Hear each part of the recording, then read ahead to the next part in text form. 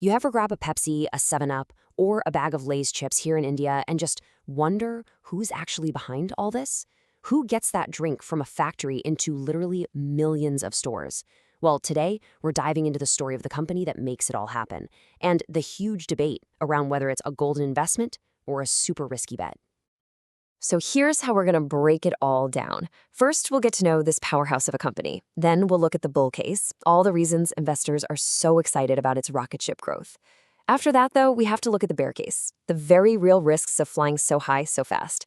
And finally, we'll see how the analysts score it and wrap up with the big takeaway for you.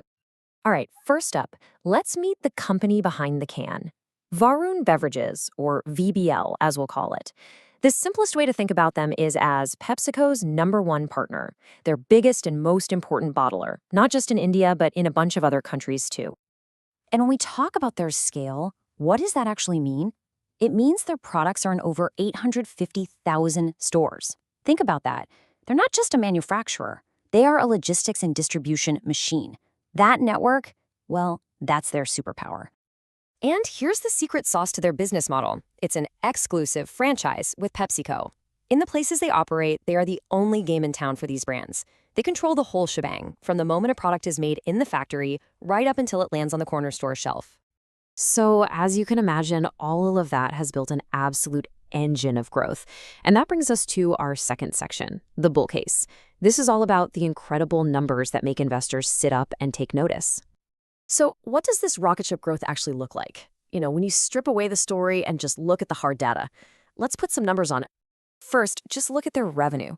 We're talking a staggering 23.2% jump, on average, every single year for the last 5 years.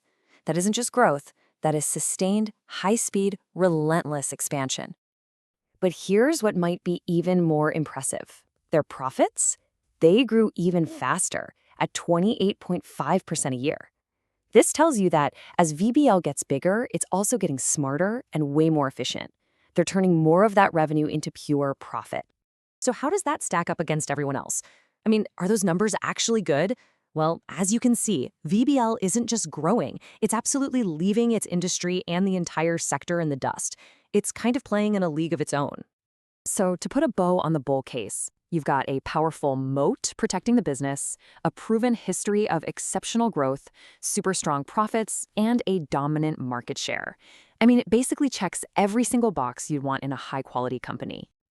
But every story has two sides. And now we have to look at the bear case.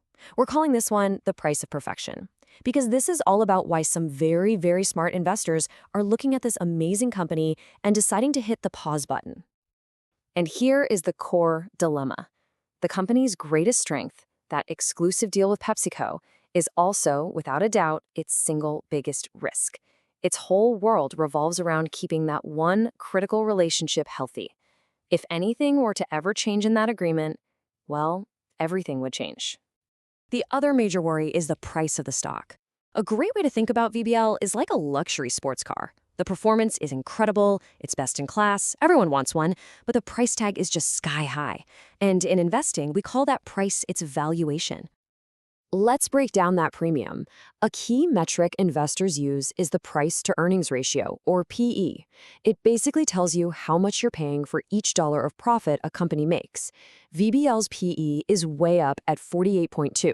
That's significantly higher than its competitors. Simply put, you are paying a huge premium for its awesome performance. Yeah, let's just focus on that number for a second, 48.2. This is really the heart of the argument against the stock. A valuation this high assumes that everything is going to go perfectly for years into the future. It leaves almost no room for error. If that growth slows down even a tiny bit, the stock could take a major hit.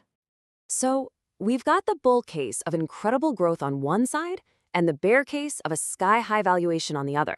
So how do the experts weigh all this evidence? Let's check out the final scorecard.